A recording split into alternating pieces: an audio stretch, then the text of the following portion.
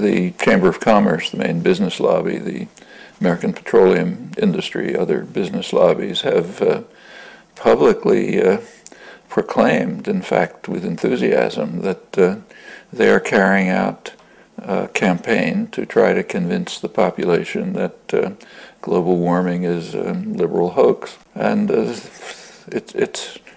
it's succeeded, unfortunately. The latest polls I've seen show maybe a third of the population believes in anthropogenic global warming. The media contribute in their own way. So, for example, when the New York Times runs a front-page article on what meteorologists think about global warming, namely, they don't believe it. Meteorologists are pretty faces who read scripts telling you if it's going to rain tomorrow. What do they have to say any more than your barber? But that's presented as if it's a significant contribution to the discussion. The same when they, in pursuit of the fabled objectivity, present two sides. One side is 98% of scientists who know anything. The other side is Senator Inhofe and a couple of stragglers, and that's the two sides. And people are supposed to make a choice between them.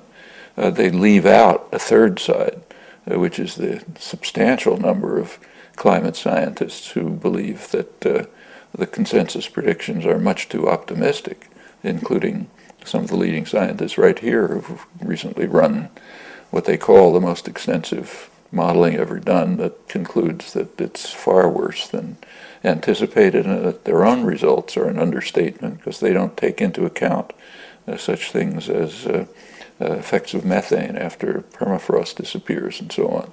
So that's the debate that people are presented with, and it's not surprising that the effort to manufacture consent to the belief that doesn't mean anything is pretty successful. But what's rather interesting about this, and tells you something about the nature of our society, is that those same CEOs and managers who are trying to convince the public that it's a liberal hoax know perfectly well that it's extremely dangerous. They have the same beliefs that you and I have. So they're caught in a kind of an institutional contradiction. As leaders of major corporations, they have an institutional role. That is to maximize short-term profit. And if they don't do that, they're out and someone else is in who does do it. So it's basically, institutionally speaking, it's not a choice. That's going to happen in the major institutions.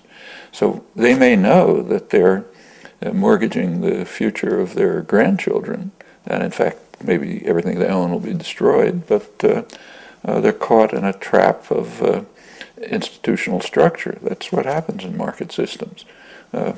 Financial crisis is a small example of the same thing.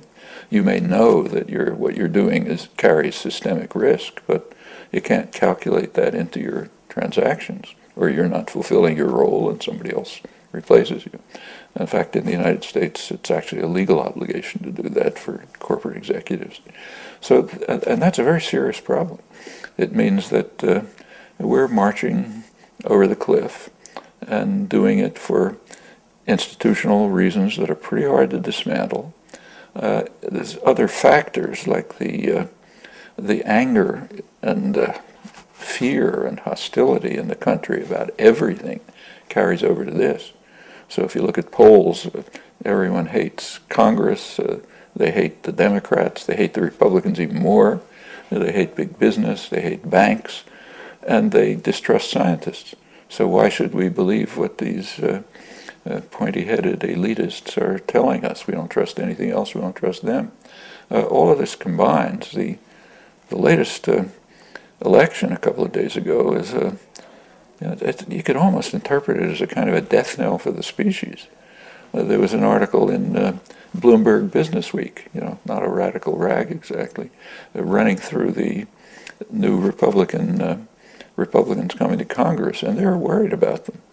One of the reasons is because they are global warming deniers, almost all. That means the powerful House committees, are like science and technology and so on, are going to be in the hands of people who think there's nothing to it, or at least claim that they think that. What they actually think is another story.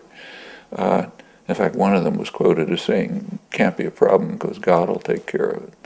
Now, if this was happening in some small country, and maybe I don't know what, Monaco or something, it wouldn't matter much. But when it's happening in the richest, most powerful country in the world, it's a danger to the survival of the species. Nobody else is going to do very much if the United States doesn't do a lot, not just some, but take the lead. So we're essentially saying, let's kiss each other goodbye.